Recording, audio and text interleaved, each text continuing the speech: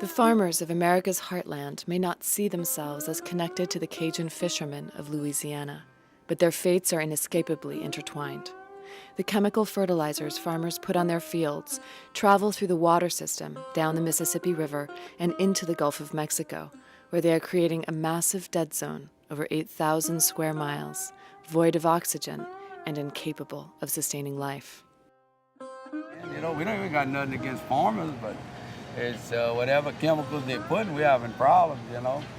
I guess we gotta take what they're giving us. There's nothing we can, nothing the shrimpers can do to stop them. It's not up to us.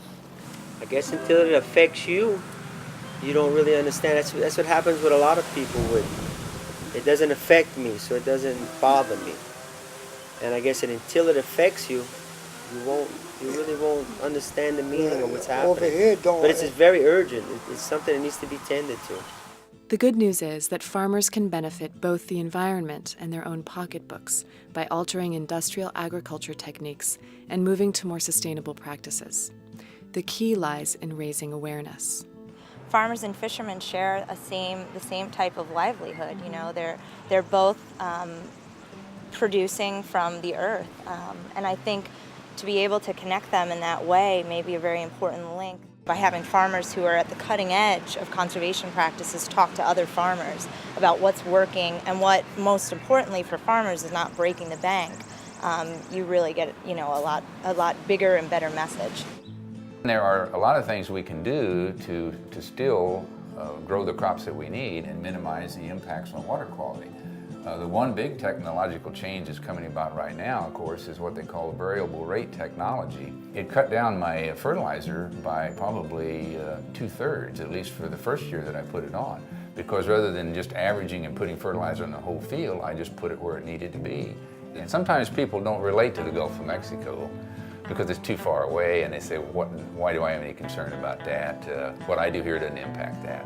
The closer you are to your watershed in your community, the quicker people recognize the benefits that are there or the problems that are there.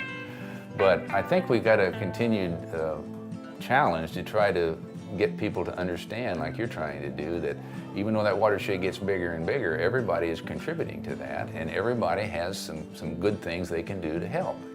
Farmers and fishermen both make their living off the earth and have a vested interest in the health of the environment. Whether they realize it or not, this is what it means to be an environmentalist. If the planet suffers, so do their livelihoods. I don't consider myself an environmentalist, but I always try to protect the environment because I make my living off the environment. I guess the main reason that we farm organically is because I believe that we're preserving the soil for future generations using organic methods like growing many different crops and doing crop rotation. I think there are statistics out there proving that this type of farm, a small organic vegetable farm, sustainable farm, is the fastest type of growing farm here in the United States. So just within my generation, I believe that we're much more concerned with the environment and how farming impacts the soil.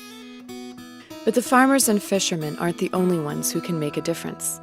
Every action each one of us takes, from where we shop to what we eat and how we wash our cars, has an impact on our water quality and our well-being. We are all environmentalists because the lives of each man, woman, and child depend on maintaining the fragile balance of this blue planet. I think it's the local things that are going to hit you first before it's the more global ones. But on the other hand, it's kind of the old saying, you need to think globally and act locally. If you can think of the bigger picture, and that's why watersheds are important, because everybody is in a bigger watershed. And you need to look at each one of those and determine, okay, what are the concerns we have here, and then what can we do collectively to try to address those? As they say, we're going green. We need to continue going green in our rivers because eventually it's going to affect them. We just have to plead with America and ask them nicely to take care of our water system because it's up to them to do it for us.